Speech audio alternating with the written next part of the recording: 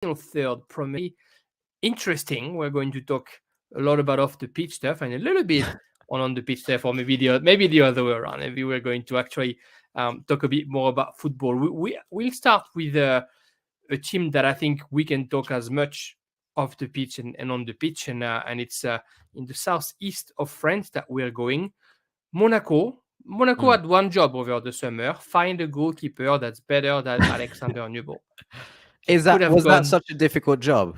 They could have gone to Baptiste from Le Classique or to Jérémy Magan, who both would have been acceptable choice to be better than Alexander Nubel. They stayed in their little Red Bull galaxy that they don't really belong to, and they went to Red Bull Salzburg and found Philipp Kühn, who is a young up-and-coming goalkeeper who supposedly is another second coming of Manuel Neuer, albeit a bit tinier and a bit skinnier, but we'll see what that brings. And that's sort of about it as far as recruitment for Monaco, who, as we know, probably have 35 to 40 players under contract as every single year. I'm being a bit mean because this year it's a little bit less. Maybe the surprise for Monaco, the real surprise this season, has been the coach. Adi Hütter joined, 53 years old, and he's got a pretty solid record back in Bundesliga. And now we're back with another German or German brought up coach after Niko Kovac, after Philippe Clément, who was just next door. And we are left after Peter Bosz, who was in Lyon. We're left with another question. Can they do it when they come to Europe? Those coaches, when they come to France, those coaches who've learned their trade in Bundesliga. But I think more importantly, can any coach do it? At Monaco, very little departure. We still have Disasi. We still have Caio Henrique, which probably were the two players that we didn't know if they were going to stay. Youssouf Fofana is still there. Ben Yedder is the only question mark. He still appears on some of the team sheets that they're doing, but I thought he was out of the club. Anyway, the team hasn't changed much. Long story short, they just got a goalkeeper and a coach. And can they finally do what they're supposed to do, which is go to the go to the playoff of the Champions League and then get eliminated by teams that are not playing in their national competitions anymore? I think they do have the talent in the squad to do that at a Ligue 1 level. I think throughout the team, absolutely do. If you look at their starting 11, their preferred starting 11, you've got, you do have a good side that should challenge for the top four. Obviously, question marks over Philipp Kühn, but he's 25. He was part of Switzerland's World Cup 22 squad. Sounds promising. Maybe a bit of a gamble, but Nubel was terrible. So, hopefully an upgrade. But apart, well, then you look at the spine of the squad as it still stands. It's pretty strong. Disasi with maybe somebody like Salisu coming in, who's heavily rumored to be going to Monaco. They're looking for another centre back. I think it's done. I think he's actually signed. Right. Then Fofana and Madi Camara, who I found to be quite an impressive player. Not Mohamed Camara, sorry. Who I found to be quite an impressive player last year, who probably progress. You still have the likes of Golovin, Ben Seguir, Akliouche are interesting players. Voland, Mbolo. We've mentioned Caio Henrique and Vanderson. So there's a lot of talent and a lot of talent that seems to fit. If you could devise a system that fits all those players, it doesn't seem to be rocket science. And by that I mean the squad has been built relatively sensibly. Obviously, a lot of players, but still relatively sensible. But we'll see. Will Hutter deliver? Will there be a few departures? Obviously, if Ben Yedder leaves, that leaves a hole in the squad. Might be an opportunity for somebody like Myron Boadou to finally deliver. We'll see. Maybe that's what he needs. So, again, kind of, we don't really know. I think, but talent-wise, and the fact it's relatively stable, as stable as it can be when you change your manager, but it's relatively stable on and off the pitch at the club, which has been a bit of a change. Before Rybolovlev was making noise, there were internal battles, etc. That seems to have gone away slightly, and they're not being pillaged so much for their players. Means that there might be a little bit of continuity if Hutter is able to come in and bring something sensible. So I'm cautiously optimistic for Monaco. They against the rest of the top six of last year, they're lacking. They are lacking things like a Francaise or even a Paulo Fonseca, right? Somebody who's been there and has done it. They're lacking obviously the financial power and the talent of PSG. So they might be lacking. They might be lagging a bit behind, but not that far behind in my book. So I've got them. They finished 6th last year. I've got them 5th this year. I think they will make the top 6. Not sure about the top 4. Top 6 is quite all right. Yeah, but that's where they've been. That's where they've been over years of instability, right? By sheer talent. So no reason to disbelieve it again for me. Not having to play the first round of Champions League probably also is good for them. Not having to play Europe at all probably is good for them, but also will probably bring even more expectations on them because, as you said, the talent is there, and for a team who's only going to play once a week, again, we just went down to 18 clubs in the league, so even less than last year. It feels like the pressure is going to be pretty high on Adi Hutter to perform straight away. Adi Hutter at Eintracht Frankfurt for 3 years. In 141 games, he was 67 win. I was looking at that. And with Borussia Mönchengladbach, he only spent one season, 21-22. And in 37 games, he won 14 and lost 14. So not the most positive turnout, mind you. He was at Red Bull Salzburg where he had his best year, and in 1 year in 54 games he won 35.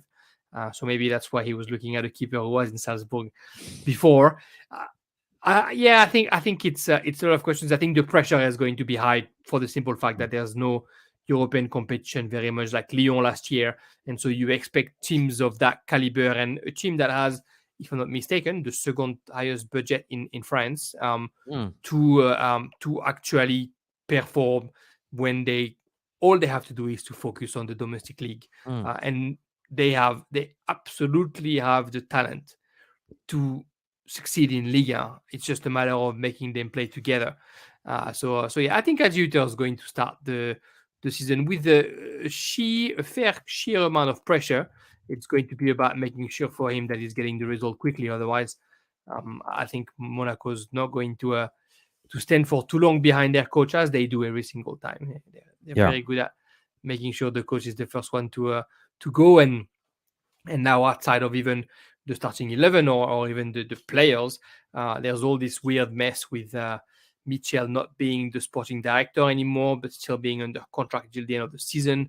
And so another weird sort of transition within the same club, within the same group, where they just don't let people work in peace. And we know what that can bring.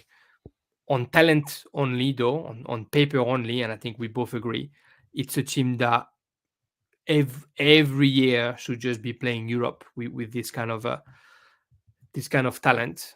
And I decided to believe in Adi and to believe in this team, and I think they can finish 4th this season. I've hesitated. Grabbing the last spot. That's where they belong. They belong into that playoff spot for the Champions League. Monaco. That's where we used to see them being.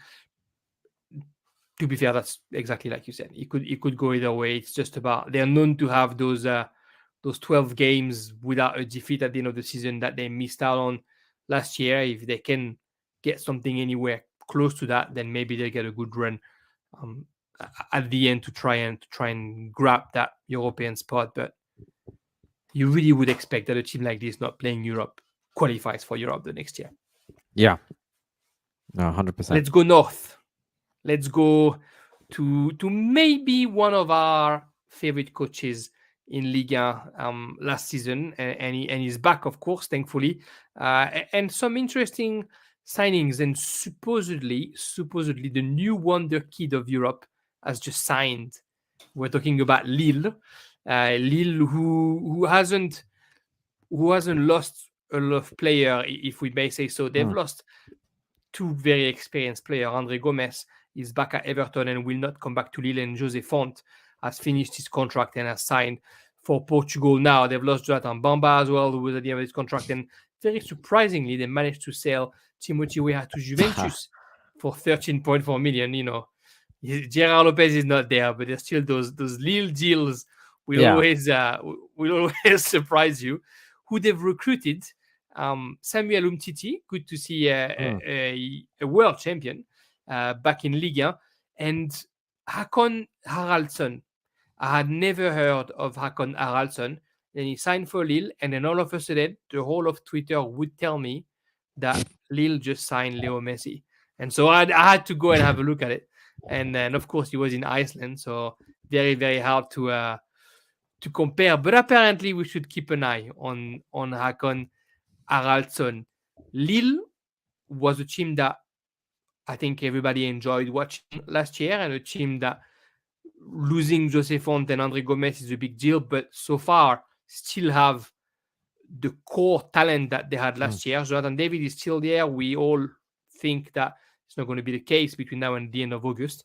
But Lille, more importantly, and apparently at some point there was discussion with other clubs, Lille, more importantly, has kept Paulo Fonseca, who is looks like he is the new figure of this Lille team, and his football is what is making Lille so attractive. So Baptiste, can Lille do better this year and not let the Champions League just get away from them at the last minute?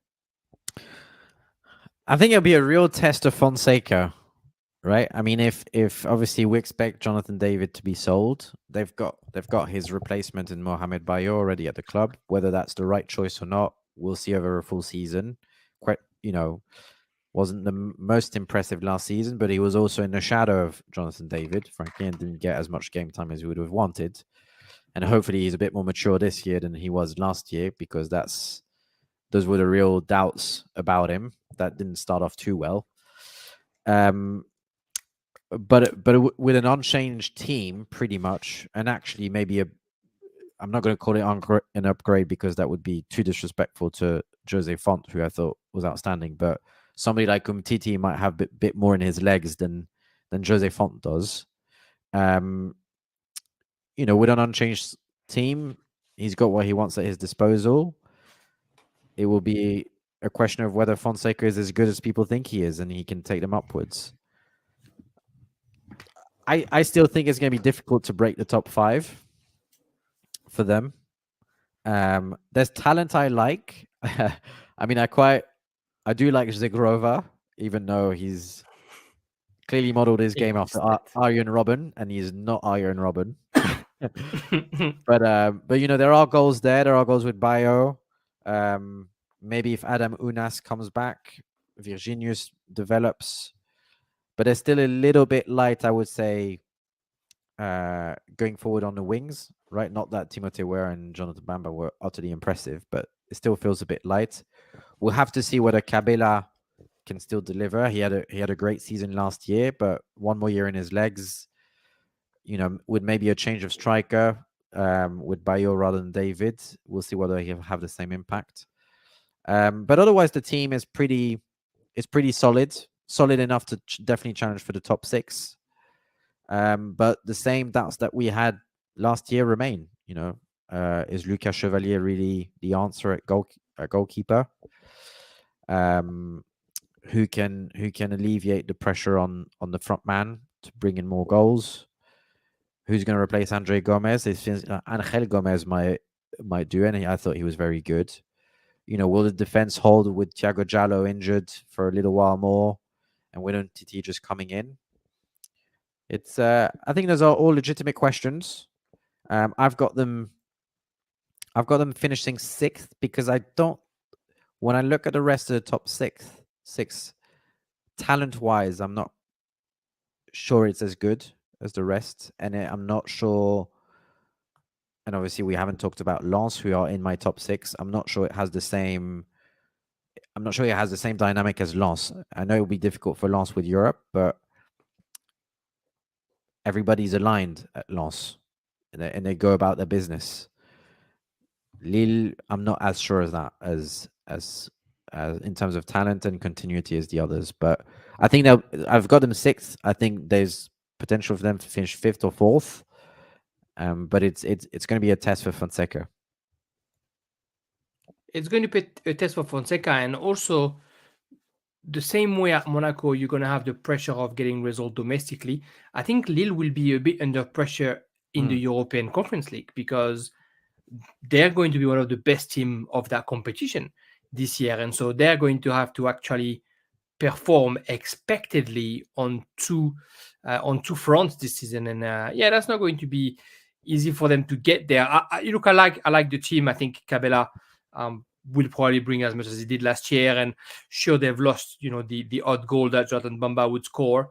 But I think they've probably managed to replace that the right way. I'm wondering defensively, does that gel as well?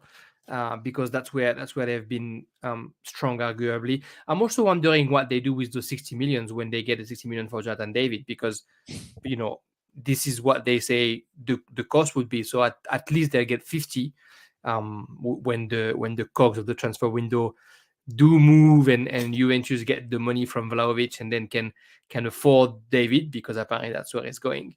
Ben Taleb was supposed to sign.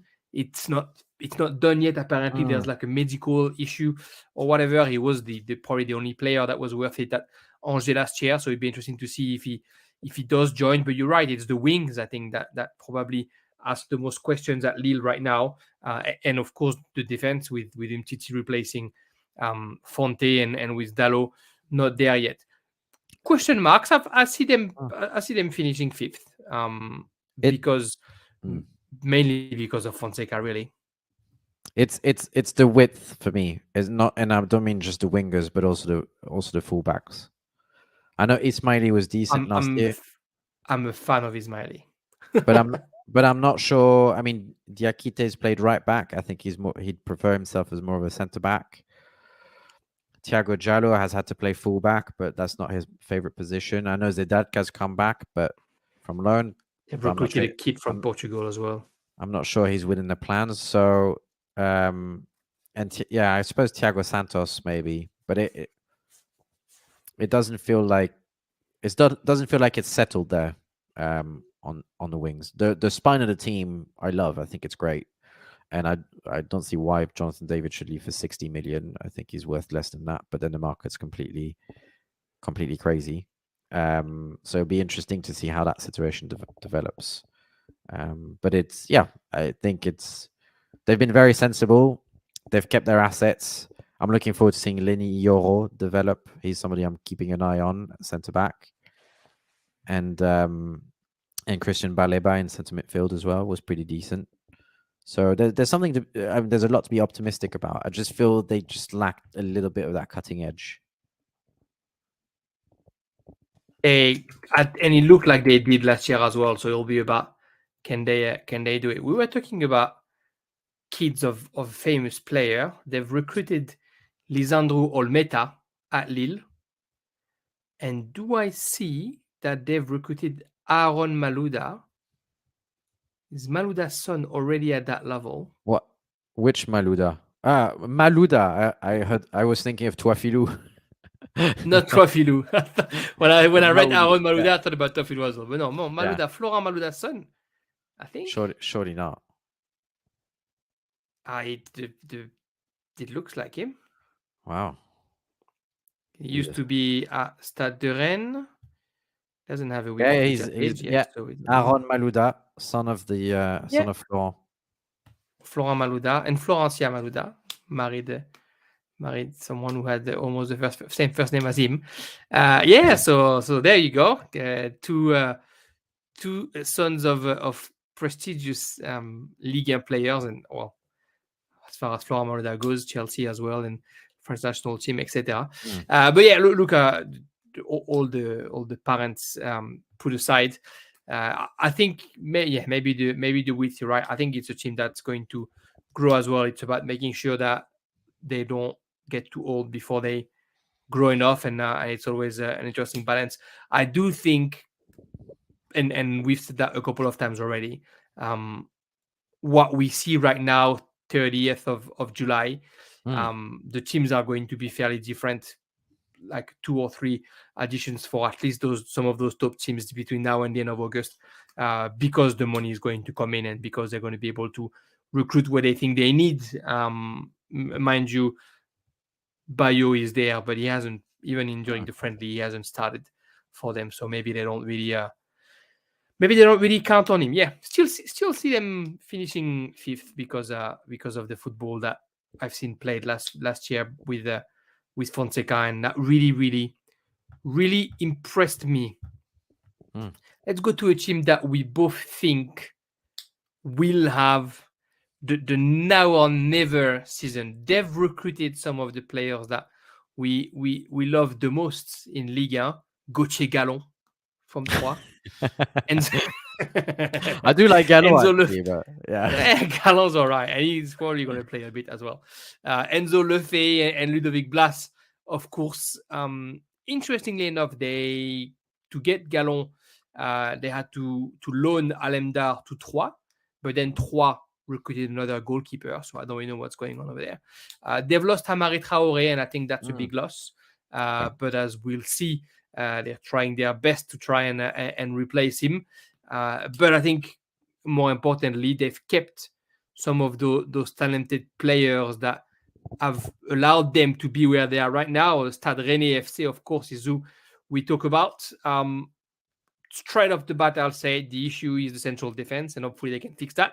But Baptiste, what do you think Stade Rennais can do this season, and how much is it going to depend on Martin Terrier? So let me answer the second part of the question. Not much, I think. I mean, which I think is a good thing, because when you've been out for a year through injury, you shouldn't place expectations too much on one player, and they've recruited and they've got the depth in those positions for them not to depend on him, which is good for the club and for him. On the first part of the question, I'm very high on Rennes. I've been very high on Rennes for a number of years now, because every summer I see that the transfer window, and I think this all makes sense.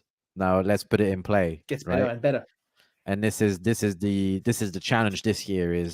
This is going to be the year that Pep Genesio really earns his bacon, because if he doesn't finish top 4, then what is he doing? He's out. It's maybe harsh, because you have to guide young players, and a lot of them are young players, and you never know how they're going to react to pressure and expectations. But we've seen too many of the same mistakes creeping in to his sides over the last number of years, whether it was at Lyon or at Rennes, right? Defensive friability, a lack of control in games sometimes, struggling to play against the smaller sides, and gearing themselves up for the big games, even if they don't actually win them. They always look impressive. So, I think there are weaknesses in that side. Clearly, you've mentioned the centre back partnership, although Teate started looking much better as the season went on. I think the right back spot at the moment is just Lorenz Assignon. I would expect someone to come in, even though he's looked pretty good from what I've understood in pre-season. And the defensive work in the midfield is going to be an interesting one. Although if Enzo Lefebvre starts, he puts in a shift, right? So, but going forward, I mean, and talent-wise, there's talent across every line, right? I mean, Truffert as a fullback that I'm a big fan of.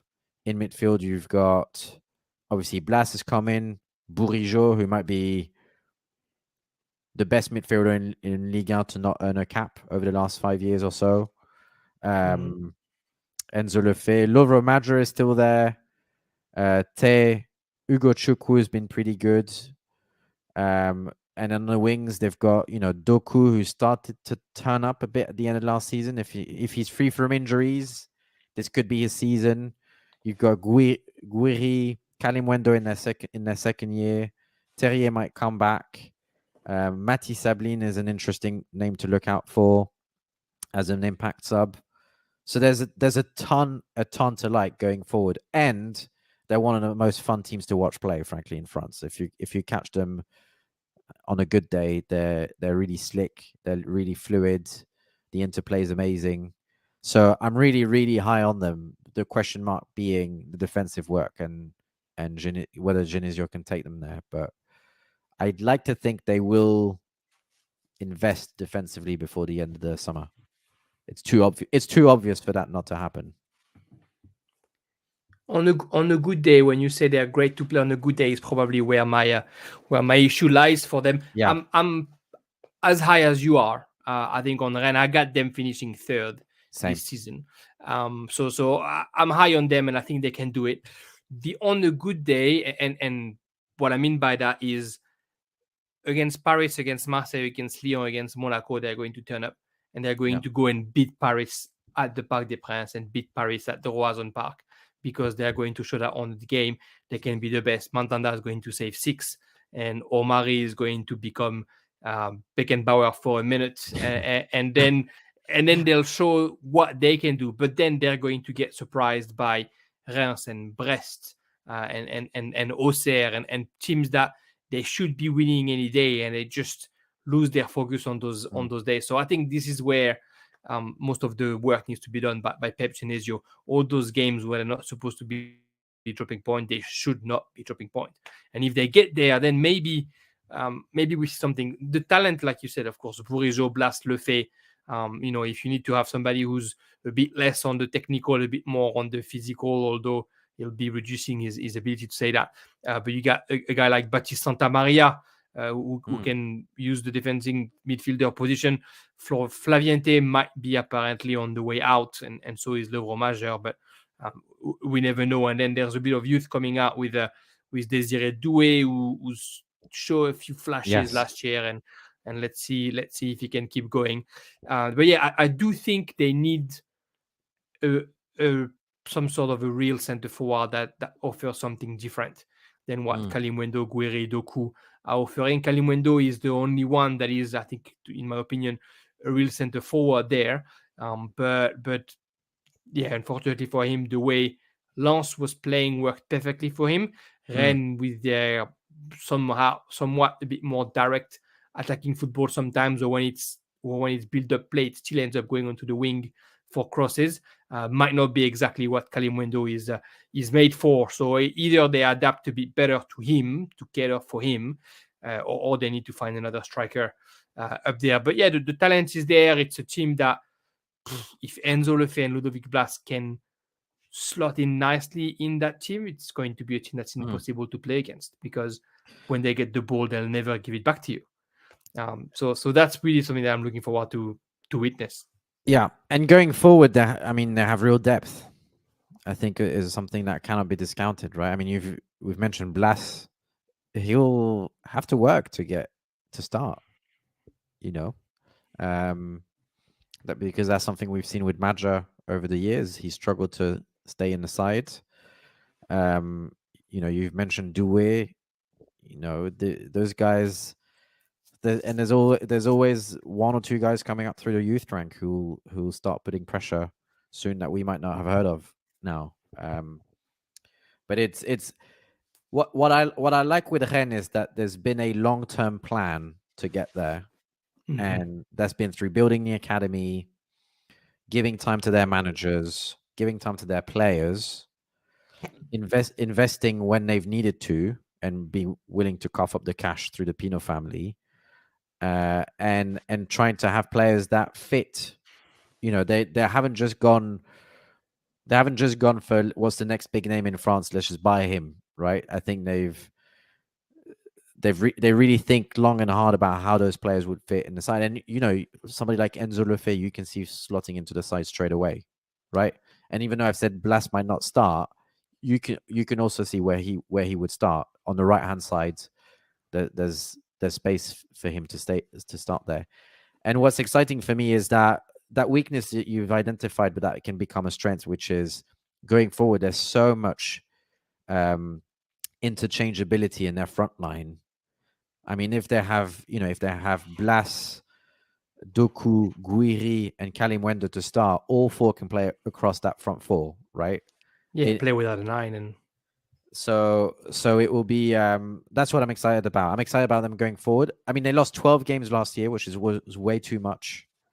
They conceded too many goals. I'm hoping one more year experience for the like of Omari and Teat will be good, and there will be, I think there were also doubts about Mandanda one more year, but Gallon coming in as a backup keeper is pretty good for Ligue 1. So they've tried to address these. Still some to address, but talent-wise, continuity-wise, planning-wise, if I can call it that, for me, they deserve to be in the top 3 because the rest of the sides have clearer weaknesses than they have. Top 3 it is. We agree there, and then I think if they play well, they're a very good team. I think they will have 1 or 2 additions that will make them the one of the best team. But yeah, right now the midfield, I'm struggling to see a better midfield as it is until we've seen all the teams, of course, playing well together. Let's go to the team that finished 3rd last year. Not the sexiest coach, the name that joined. Pablo Longoria finally got his high school best friend to sit on the bench at Marseille, and it started slowly at Marseille at Velodrome, despite all the expectation. But then they decided to accelerate about a couple of weeks ago, and now all of a sudden it looks pretty good. What's getting sorted at Marseille, and how they want to approach this season, from Dimitri Payet, basically sitting on his last year of contract, to recruiting player with real European experience like Renan Lodi and Pierre-Emerick Aubameyang, to players like Ismail Assar, who has exactly what Marseille has been missing for all this year, which is somebody who doesn't mind provoking. The comeback of Unai, the comeback of Harit as well. It looks good in Marseille. It looks maybe a bit too good. How do you play with 2 midfielders when you have 6 who can be starters? That's going to be the headache for Marcelino. Were you convinced, Baptiste, by this off-season from Marseille? 3 years, 3 coach, mind you, for Pablo Longoria.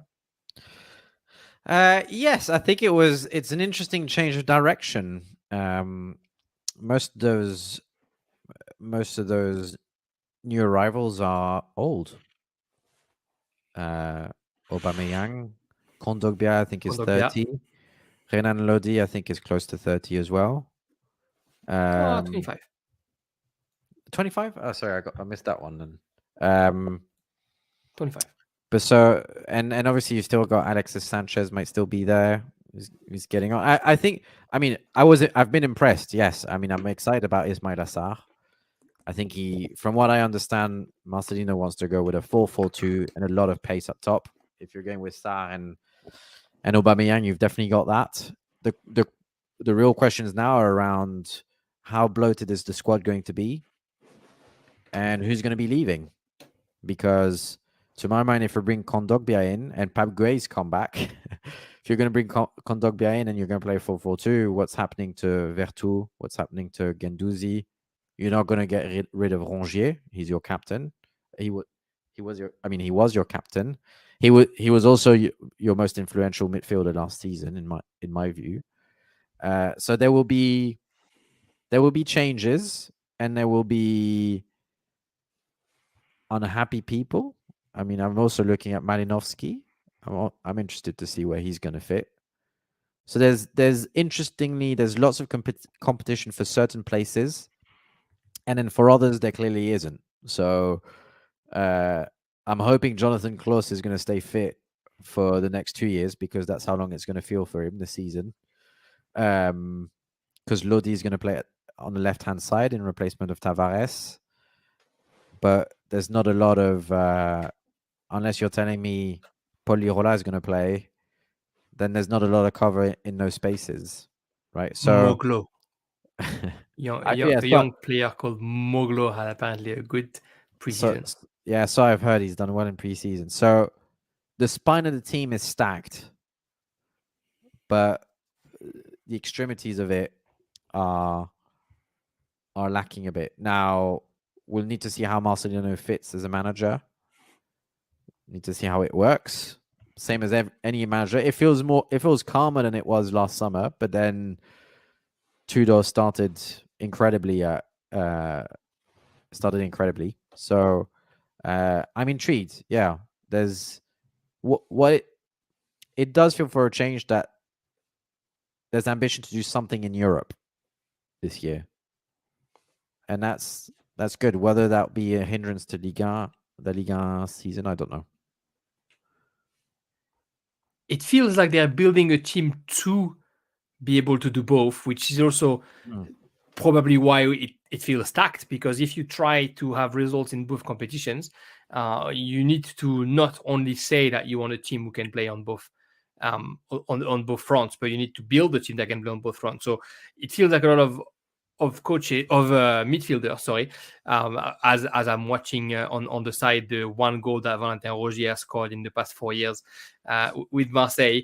I think Rongier was one player that they thought was maybe going to get some offers, and I think they considered selling him, but hopefully Marcelino realized that he is probably the best midfielder out of the lot, even though he's not the most shiny or spectacular, because we know how important it is. Pape Gueye, we still don't know if he's going to be able to play. He's got that 4 months suspension on his head for what happened with what for actually.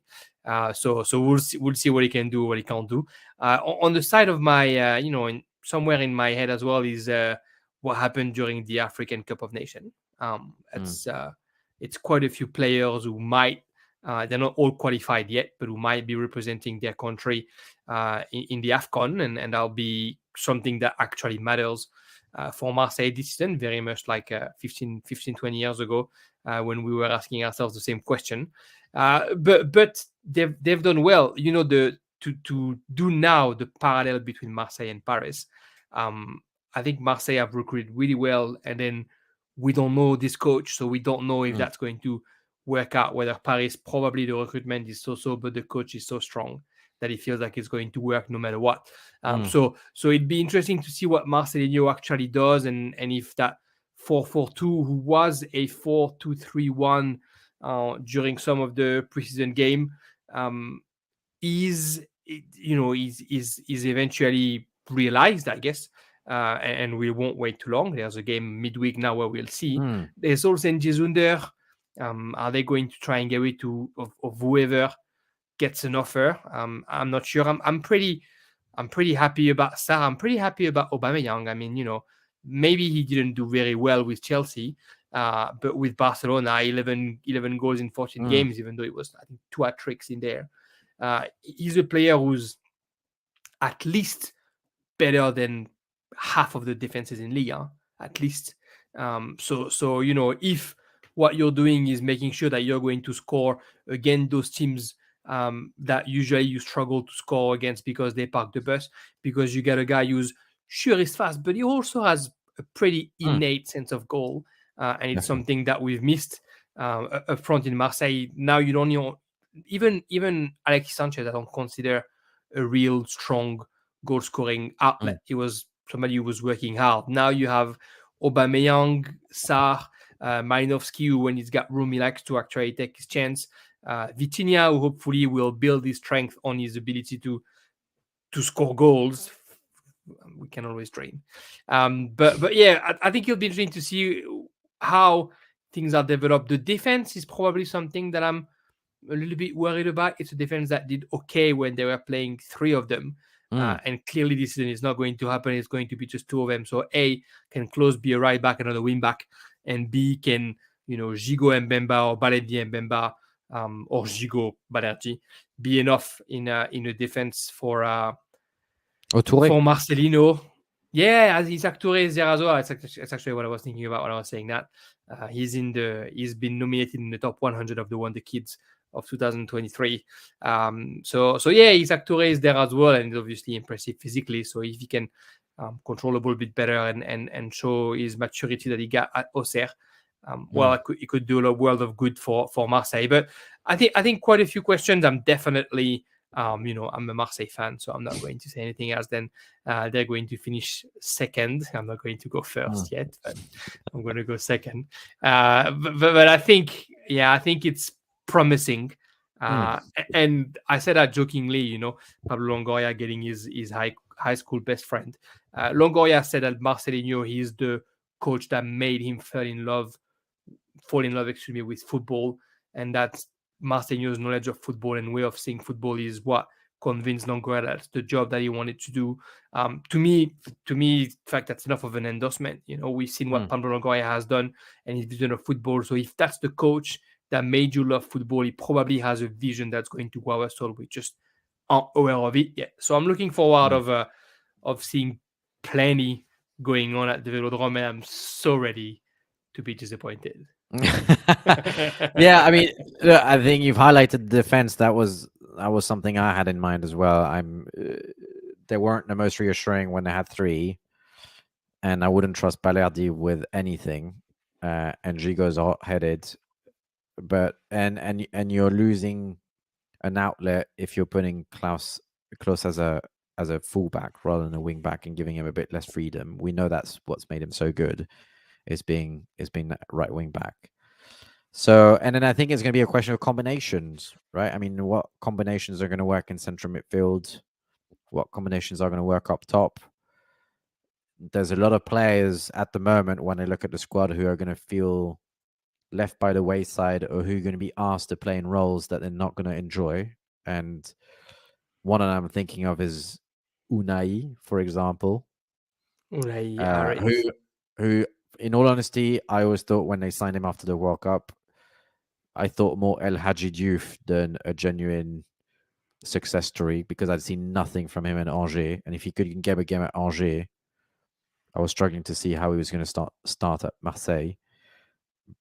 But so I think you put all that question over the wings in my mind, and how those players are going to fit in a 4-4-2 if we're looking at really a 4-4-2. So for me, there are real doubts. I do think they're going to finish second because there is real quality there, and I'm enthusiastic about Marcelino. I'm hoping he will do well.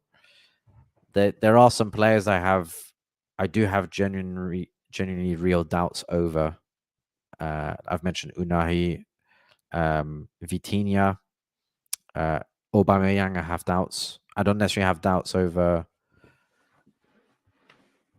I have doubts over the fact he's 34 and he's not the most mature person. And Marseille can do things to you when you go in there. So, and he said apparently, sorry to interrupt you, Baptiste, apparently his father, who was contacted for Aubameyang to come, said, as soon as I told my son Marseille would like you, his answer was, are you joking? Obviously, I want to get there. Imagine the first goal I'm going to score. I'm going to hear the whole stadium jumping and screaming my name. Of course, I want to go there. So, I mean, obviously, good PR as well to say that. But yeah, like you said, he's not coming to leave place in the history of Marseille or legacy or whatever. He's coming to hear his name being chanted once. Yeah. But yeah, I've got them finishing second. I think the quality is there. I think they will make some more moves because they will get rid of certain players, and that will bring in cash, and we'll see how they all fit with the famous 4-4-2. So we both have Rennes third. We both have Marseille second. Let's go and see who finished second last year. RC Lens, Franck Hez, the coach. Gisolfi, of course, is not there anymore. Not only him, Openda has gone to Leipzig, 43 million euro, roughly, is the transfer. Seko Fofana joined new El Dorado of football, Saudi Arabia. And they've lost Onana as well, and they decided to loan Buxa with a buying option, which I was a bit surprised, somewhere in Turkey. And then as far as the recruiting goes, well, we know Stein Spearings, we know Morgan Guilavogui. We don't necessarily know everybody else in those new players that they got, namely Diouf, who just arrived from FC Bâle for 15 million euros. But Lens is there. Lens is going to play the Champions League and is going to have to, find a way to be successful in Ligue 1 as well if they want to keep going at the rhythm that they've been going. It feels, obviously, to both of us that it's going to be a complicated affair for Lens this season. What are exactly your thoughts behind that, Baptiste? Yeah, I've really struggled with that one because I can clearly see a season where they finish 8th. It's a season where the Champions League takes too much energy out of them. They haven't, some of their recruitment doesn't necessarily work out, and there's, who's going to replace Openda as a striker? You're not going to go into the season with Florian Sotoka as your sole striker, right? And I know Morgan Guilavogui can play there, but he's very young. He's inexperienced. That's a lot to ask of him. So I can see that season happening. I can also just can't discount the fact that whatever Franck Hez touches turns to gold since he's managed that club. And that can work against him in that pessimistic season, in the sense of the message doesn't travel as well as it did in the past. People become complacent, people become arrogant, and it's an all-around struggle. But I don't necessarily foresee that. He's got the powers at the club. He chooses the players. He's very methodical about it. Everybody's aligned. But at the same time, so I'm not actually seeing an 8th place finish, but I can't see a top 3 finish either. They overperformed last year, and they benefited from the fact that Marseille were too cooked with 10 games to go, and everybody else was struggling. That's not to discredit them. That's just, that was the context in which they overperformed as well. So I've gone for 4th. I expect they might be a bit lower than that, 5th or 6th, but I expect them to be in the top 6, and I'm hoping they'll finish 4th more than... I think they will recruit well. There's no reason why they won't. I think they will buy a striker. They're just looking at the right opportunity.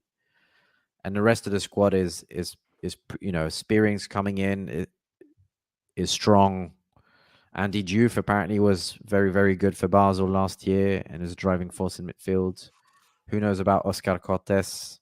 Looks impressive, youngster.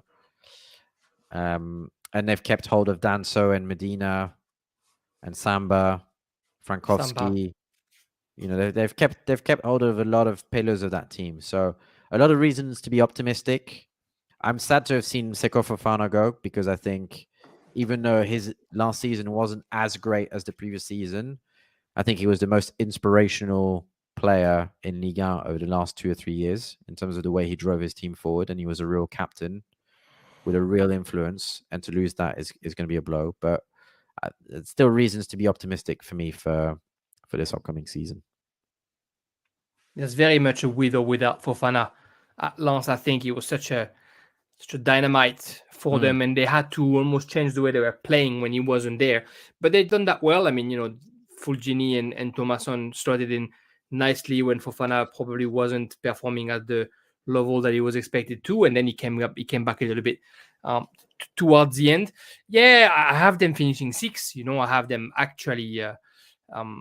I'm not going to say falling, but really struggling with that Champions League football and losing some crucial points during those group stage, and hopefully for them during the knockout stage as well, whether it's for Champions League or Europa League. I think what it's unfortunately in Porte Ouverte. It's a cliche, but we always say how players get so psyched up when they go and play Champions League, and then how they have to go down to the level that they're supposed to be at when they play in Ligue 1. I really see Lens struggling with this, just because there's going to be such an amazing atmosphere at Bollard during the Champions League, and it's going to be hard for them not to feel, under such, I guess, such happiness when that happens, and they gonna have to do a lot of work to try and keep that. And during those Champions League games, Lens has to play Lille, has to play Marseille, has to play Lyon. So they're not going to have an easy run just because the Champions League is happening at that time. So I see points being dropped, and then I see a team that probably, whether they go through or not, is going to need a bit of time to recover from that Champions League again. So I think that's going to be one of the main factors. I do think that you don't replace an Openda just like that. And Guilavogui did very good with Paris FC last year in second division, and I kind of believe in him. But it's going to be complicated because they're going to have to play a bit different, because Guilavogui isn't an out forward. He likes to be on the wing rather. So they'll have to change a little bit how they play football if they don't find somebody else to put as a number 9 role, be it an anchor man or somebody who plays in space like Openda did. So lots of question marks. Very good for them that Brace Sambas signed a new contract, and Frankowski as well. But see, Frankowski, he's good, but last year I thought their issue compared to the year before is that they really struggled to replace Klose, and what that did is somehow the right back not going well put the left back of balance, and then where they were so strong before, those two wings, they had to find a new way to be dangerous, which was through the middle mainly. So it seems like you say, Frank has gold fingers, and so everything has been good so far. Can they do it again? I'd be very pleasantly surprised, but I'd be surprised nonetheless. Last year I had them finishing far from second. I think I had them 8 or 7. This year I think it'd be 6, and if I'm wrong, then he'll show us that maybe Lens is now a team that we need to only consider in the podium from now on, because they always manage to do so. But football is a cycle, as we all know, and this team has now played together and outperformed their expectations together for a couple of years now. So it'll be interesting to see if they can keep doing this while again having that extra psychological excitement plus come back down of the Champions League playing midweek. Yeah, and I think if we take a really objective long-term view of Lens, right? I mean, they've only been back in top flight for 3 years, and they're already ahead of schedule. Yeah, you would say if we were planning for them a top 6 finish, if we were not taking into account the massive overperformance of last season, a top 6 finish would be a pretty great objective for a club like Lens, right? So they're ahead of schedule. Are they going to hit a bump in the road? I think we both agree that they most likely will. If by a bump we mean, are they going to drop from second? Undoubtedly. Will they drop out? I think I'm a bit overly, in all honesty, I think I'm a bit overly optimistic for them. I think I've got them 4th just because I couldn't get Monaco or Lille to fill that spot, frankly, and anyone below them. So I think I'm overly optimistic, but I think they will finish. Yeah, they will finish top 6 or 7.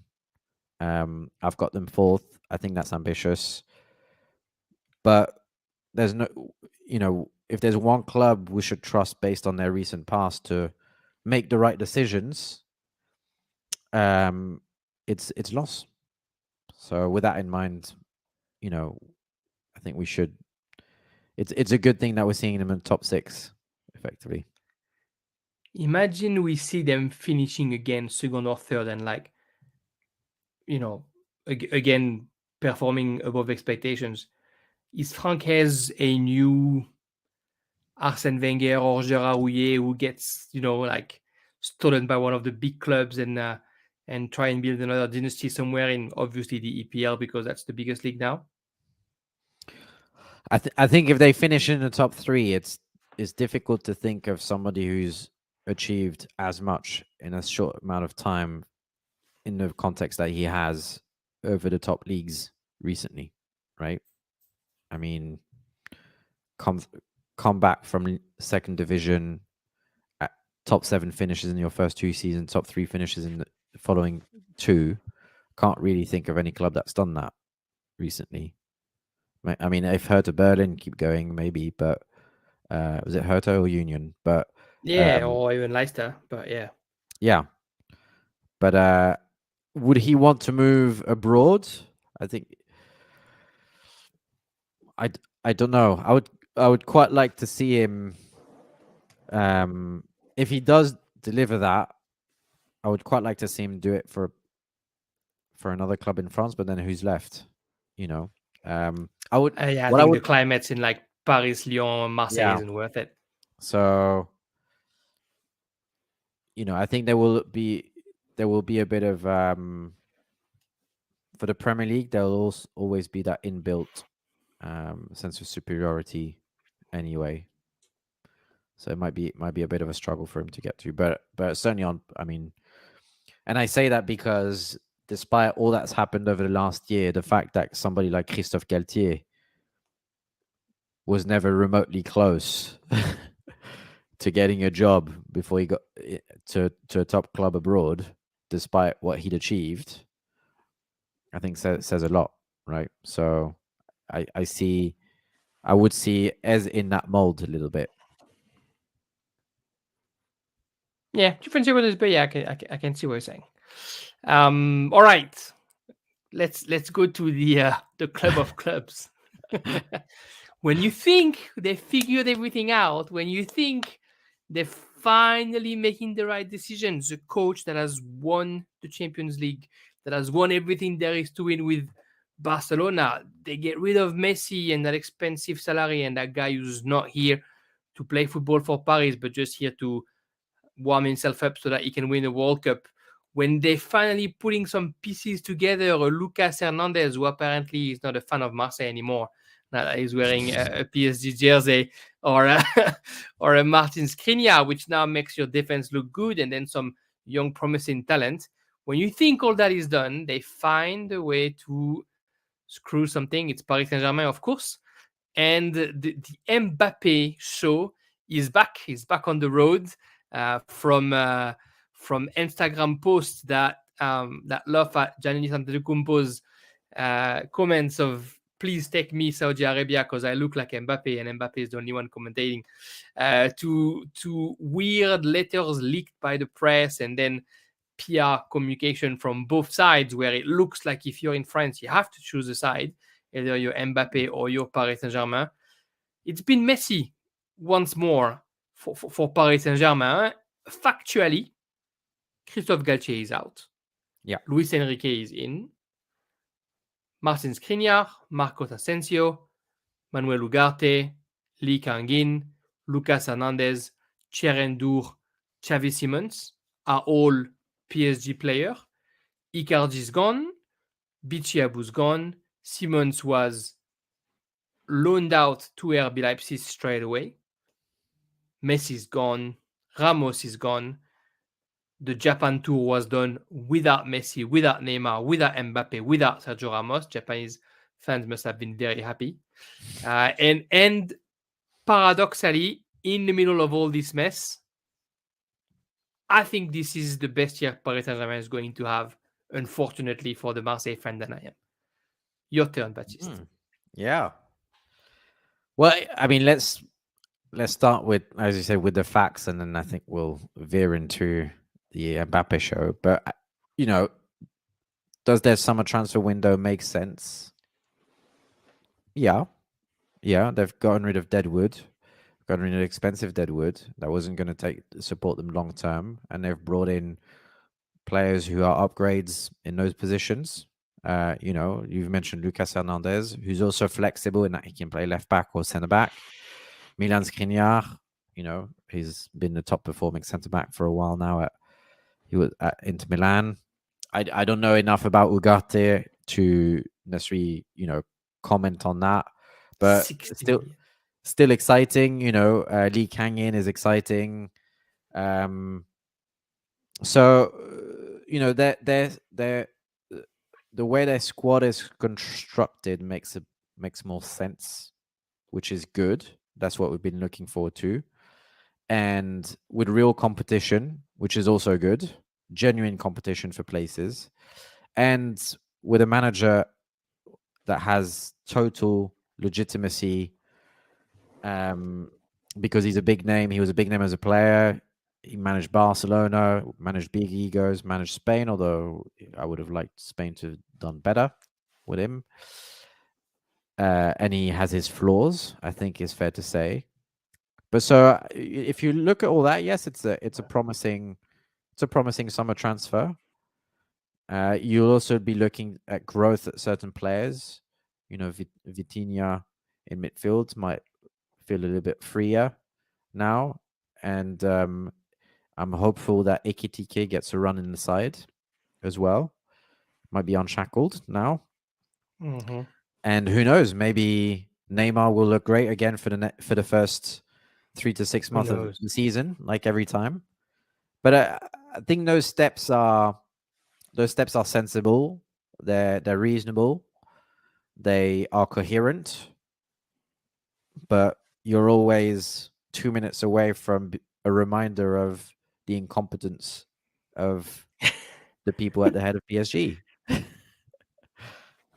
For once, though, you have a coach that is bigger than the club. So I think that's such a positive. Since Carlo Ancelotti, Paris Saint-Germain did not have a coach who, basically, for lack of a better word, had to step down to come and coach PSG. For once, you get that. Not a kid who needs to make a name for himself, not somebody who's done one good season in Germany and then wants to confirm it with Paris Saint-Germain with the hope to go far in Champions League. No, somebody who's already won a Champions League, doesn't have anything to prove, who can only come to PSG, and it's either he succeeds because he's that good or he fails because PSG is not a good club. Yes. So it feels like a win-win situation having a guy like Luis Enrique, and also somebody who's going to, and hopefully he'll get everybody's ears, be able to tell the Campos and the El Khalifi that this is what works and this is what doesn't work and this is what you're supposed to do. So even though most of the recruitment was done without him, it's encouraging to have a guy like him at the helm. Can you do it without Mbappé? The question has always been at PSG has been about the culture. Always. Ever since Neymar joined with Mbappé, but I'm saying Neymar because he's been, well, actually, Mbappe's been problematic in a way, but ever since those guys have joined, it's been all about the dressing room being more powerful than anyone else at the club. Al Khalifi giving in to any and every demand, even when he has leverage. I think Al Khalifi doesn't understand the concept of leverage, clearly. Because otherwise, why would he have reinstated Messi, who was 3 weeks from finishing his contract after he blew off the club, basically, right? So is it fair to expect that Luis Enrique, with his background, might bring a semblance of stability to a culture that will finally be defined? That's the expectation. That's what he's been brought in to do. Like you said, if he doesn't deliver, I think there will be questions asked of how good Luis Enrique is, frankly, if he doesn't. But the more pertinent questions will remain as to whether there just needs to be a wholesale changes at PSG. I think yeah. So I think that's a clear benefit. I think there is more flexibility and depth in that squad now as well, and they have gotten rid of people who needed to go. There's still a lot of people on those books that need to go for that culture to be much more positive. And they don't necessarily need to be big names, and I don't mean that as them as persons, right? But the likes of Kurzawa needs to go. The likes of Wijnaldum need to go. Draxler, Abdou Diallo, Edouard Michu, Paredes. Is Michu gone? He's come back. He was on loan, wasn't he? Wow. Yeah. I'm not sure. But considering his attitude, he probably needs to go. So until that's done, and people can walk into the dressing room and see everyone's there who should be there and who's hungry, led by a manager who is hungry and has that legitimacy, then we will always have doubts. But certainly for Ligue 1, the talent is just so overwhelming, right? Remains overwhelming for Ligue 1. But I think that's the question: that would they win the title even without Mbappé? Mbappé. The Mbappé show. What is he doing? We were talking before the podcast started, Baptiste and I, and we were in French discussing why Mbappe's move, whatever moves are there right now, is good or bad, and not that we disagreed on it all, but I thought that his communication was poor. This is almost us being, by the way, finished with our predictions. Paris Saint-Germain, we think we'll finish first. But that Mbappé conversation is it almost is a podcast on its own. It's chances are we don't see Mbappé playing in Ligue 1 ever again, which would be an issue because people might not watch Ligue 1 because we are weeks away from renegotiating the TV rights, both national and international, and apparently we were about to get a billion, euro for our TV rights without Messi and Mbappé. Good luck,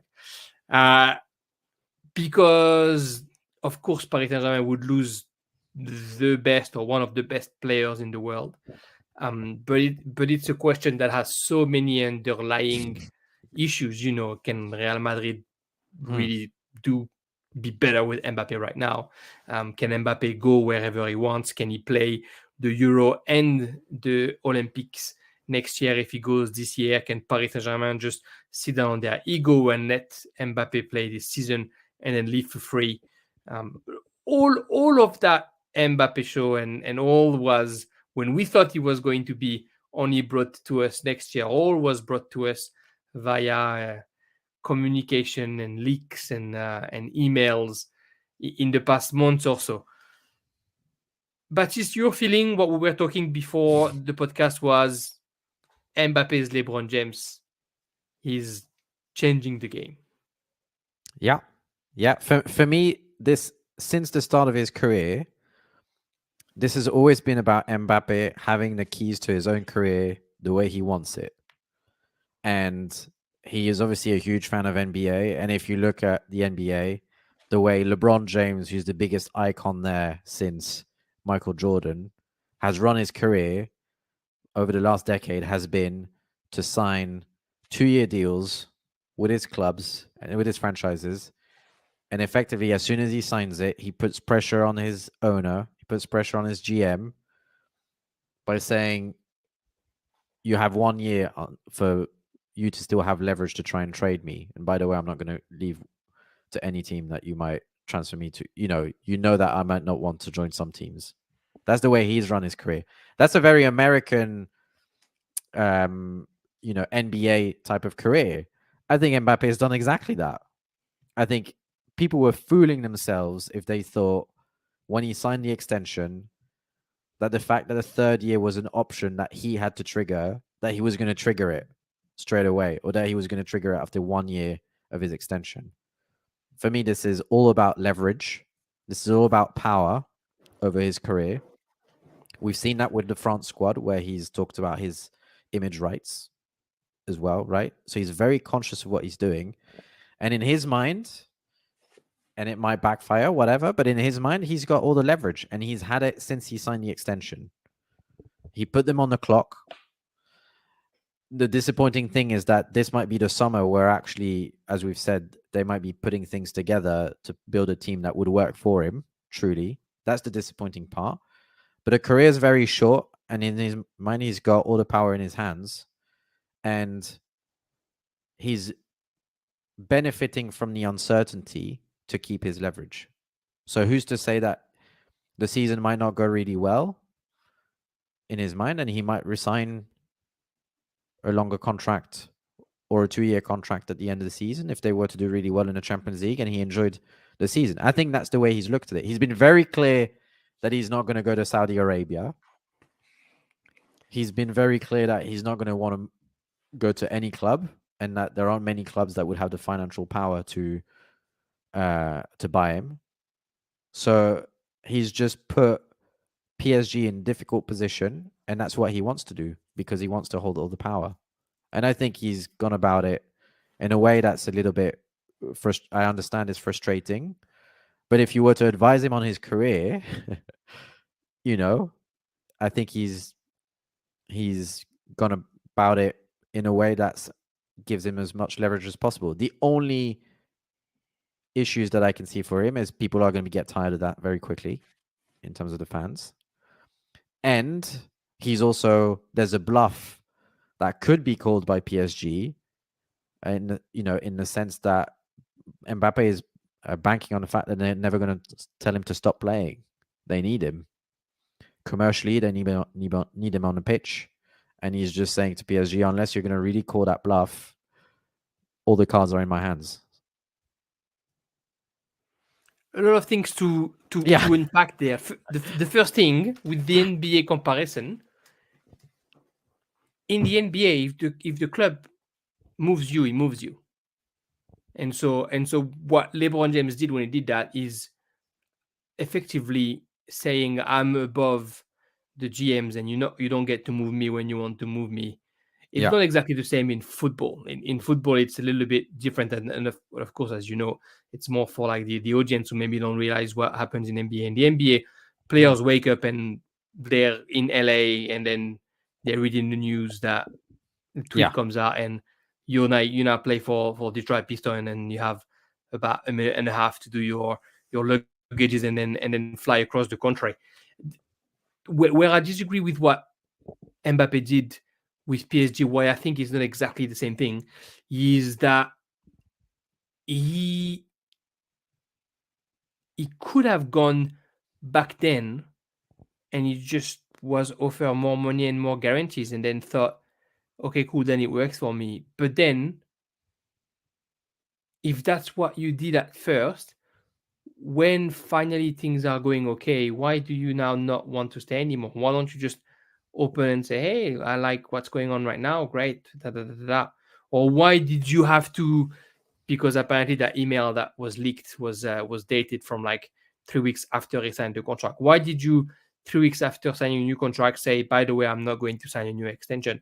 I understand what you're saying. It's a way to put pressure and to keep control, but it's also for somebody who's so conscious about his communication, his image to the public, it's also such a just the wrong move. But in at the end of the day, people who love their club will love their club more than they will love any player, even a player like Mbappé. Again, it's something that's probably is different from the NBA, although I know some fans are just like big fans of their club, but it's different because it's fans to go and have a party. It's not fans that if your club loses, you're going to have a very bad week. It doesn't matter in the NBA. There's a game every 3 days. So I think, Mbappé maybe has underestimated how much it would piss off his fans. And I think we've seen it because the PR from Paris Saint-Germain was done so well. Then now everybody's like, oh, just go now, Mbappé. Just be sold now so we can get some money for you, be it 50 millions or 100. And at least Paris Saint-Germain can focus on whatever. So I kind of disagree with the way he's done things because he's usually so good at controlling the narrative. And right now he let the narrative get ahead of him. And he had so many chances to just put his foot down and be like, no, this is this. It went all the way to, the guy got sidelined from the Japan tour. I'm sure he wasn't expecting that. And then you have to look like you're Mbappé and you have to look like you're being put aside by your team when you're supposedly the best player in the world. When you're in that position and when you're him, this is always what I want to think. He wants to go and play for Real Madrid. Apparently, they found the solution. They found an agreement. He's going to go there next year. If you're a Real Madrid coach or GM or whatever, and you see that this kid is throwing a tantrum at the other side of the world, maybe it's to come and join you, but he's still throwing a tantrum right now that is forcing his owners and his GMs and whatever to put him away from the team to try and get around the tantrum because nobody was able to be the bigger person and just sit down and have a conversation. It can be Paris' fault, but it's not only Paris' fault. At the start of it, we agree it's Paris' fault. From the beginning, they bought him because they saw the opportunity 2 weeks after they bought Neymar, which shattered Neymar's confidence, and now you had two people to helm the project, and then when they could have making him the center of the project, they got Messi. We know all this. They've done everything they could do wrong, they did wrong. When they could have gotten 180 million for him, they said no. Then they signed him a new contract and they gave him the choice to get the option of a new year. Everything they could do wrong, they've done wrong. But what they're doing now is the right thing. You don't want to come to sign an extra contract next year. You're not going to leave for free. We're going to sell you now. You don't want to be sold. You're not going to play. Who is that going to hurt most? I think at this stage, Paris can't be hurt anymore. Yeah, I mean, I think what I find interesting in this whole affair is that I don't think you can say that Mbappé has acted unprofessionally. I'm not sure has he issued a transfer request? I'm not sure he has. He doesn't want to be transferred. He wants to play last year. So here's a guy who has a contract that he signed with valid contract rights about triggering an option or not, which is his prerogative contractually. And he's decided he's not going to trigger it. Doesn't mean he hasn't turned up on time at training. Doesn't mean he doesn't want to go to training. Doesn't mean he hasn't handed a transfer request. And yet the narrative, what I find interesting is that whether you agree with that way of applying your leverage or whatever you want to call it, the power play, right, of putting pressure, the narrative has been about how he's been difficult as opposed to this is the player empowerment. He has power. He is using it. He hasn't. But I think he knows the extent of that power. But he hasn't acted in a way that's unprofessional in any way. But he's going to penalize his club. But it is his career. What does he owe? What does he owe? What does he owe his club? You owe your club a little bit. But what does he owe his club? He owes his club. If you look at it really cold, and I'm not trying to take the, I'm not. No. People are being romantic, right? And I understand. I get as frustrated by these things as any fan, right? But if you're going to look at it really cold, when a club hires a player, what are the expectations? The expectation that he plays up to his contract and that he remains professional. You cannot say that Mbappé is not doing those things. Now, because if you look at somebody like, if I can take just another example, if you look at somebody like Harry Kane, who signed a 6-year contract, and then the summer after was like, I want to go, and started not training. That is both stupid and unprofessional, right? At the time. If you look at all the players who have done that and handed transfer requests and refused to train, etc., that is unprofessional. What Mbappé has done is neither of those things. All he has said is, I have a contract. I will follow it to the letter. If they had said, yeah, okay, come to preseason, come to training, do the Japan tour, he would have said, yeah, okay, I'm on play. I will play. I will win. I'm here to win. I'm here to play for my team. And yet, because, in my mind, because PSG have never had the power in this relationship and are gutted, they are leaking the letters. So what did he, that 3 weeks after signing a contract, he issued a validly contractual letter saying he's not going to trigger the 3rd year. He has the right to do so. Doesn't own his club anything. If they had wanted to do better, they would have had a 3-year contract. But that is the result of negotiations between people at that moment in time. And this is where I sound defensive, Mbappé. Would I prefer that, he showed a bit more heart and whatever, but at the same time, it's his career. Think of all the times when players have been screwed over by their clubs. Of all the players who have turned up at PSG, if we remember the Ben Arfa affair, right? All the players who end up in the lofts or whatever they want to get called, who get put pressure on them. The question as to whether they own their club anything at that moment in time, nobody's asking that. Everybody says, take the pay cut, leave, F off. Nobody wants you at the club anymore because you're not performing, right?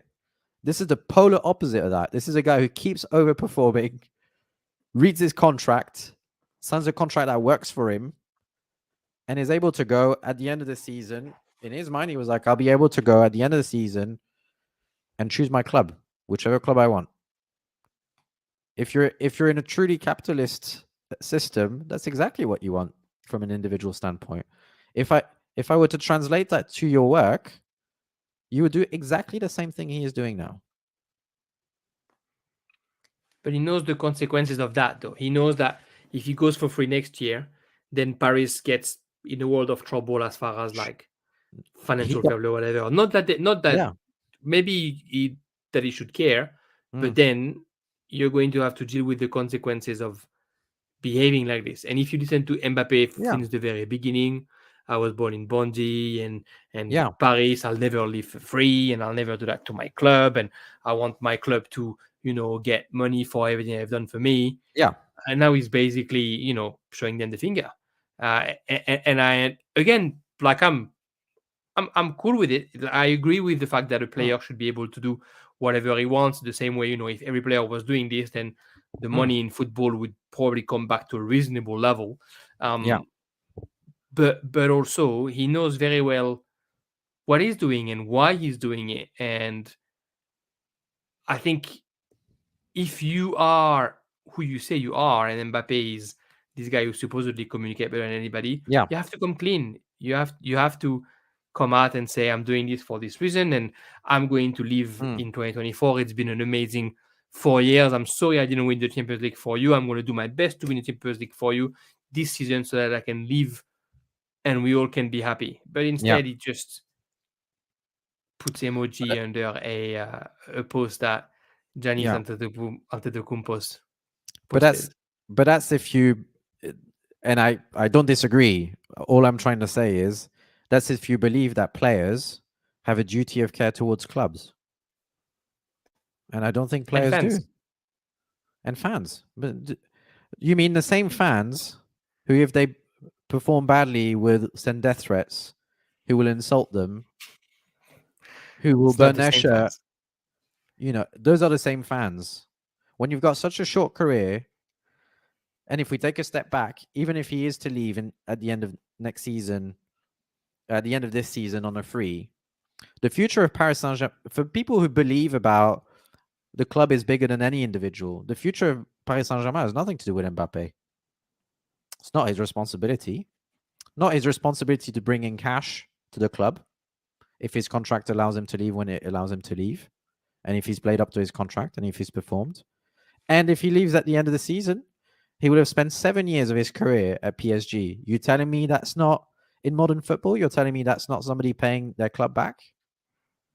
I think if you put all those things together, and the fact that he's quiet and the leaking is evidently coming from PSG, I think this is just a case of somebody actually being the reason, and maybe the reason he is not communicating or he is not responding is that he has not made a decision.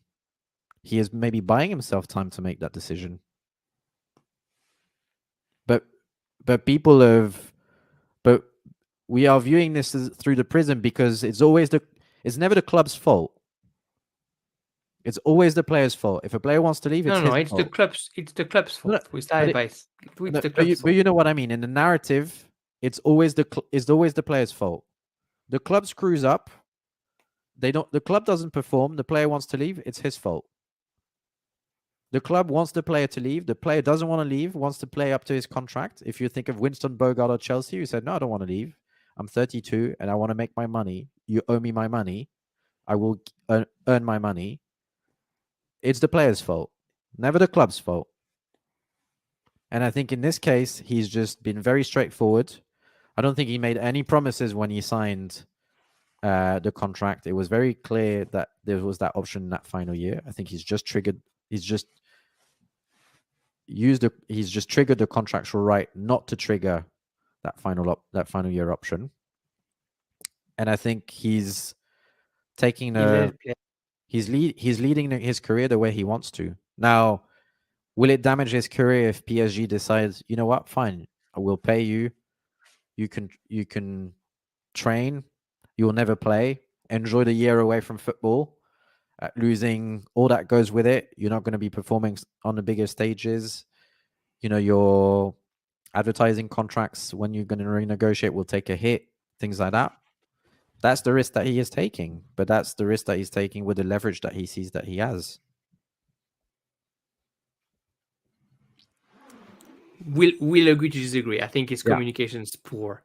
And I think, again, all the power to him for making those decisions. Just don't be a hypocrite. Just say that's what you're doing and that's why you're doing it. And don't let it play out that you're going to show up with a shirt that says 2025 in the middle of the fans. Don't tell the fans that you'll never leave the club for free. And don't complain 3 months ago that a campaign was made in 2024 with you on the shirt saying I never agreed to that campaign, but then say I'll finish my contract until 2024. He just has he's trying to be the guy who has the best communication, who's the le gendre idéal, like the prodigal son, but then he feels like he's not coming to terms with what he actually wants, which is fair enough, the most money possible by living for free and by being able to keep all the car in his hands. So next year he can do Euro and Olympic Games and then sign for a club that is not going to force him to miss out on the Olympic Games in Paris, which is, as he said, his objective. So I just think he I could have communicated better. Yeah, I think that's fair. I think we should also sometimes remember that these are people who are very young, making and the comms around the 2020, the comms around the 2025 shirt and things like that also came from PSG, right? So 100%.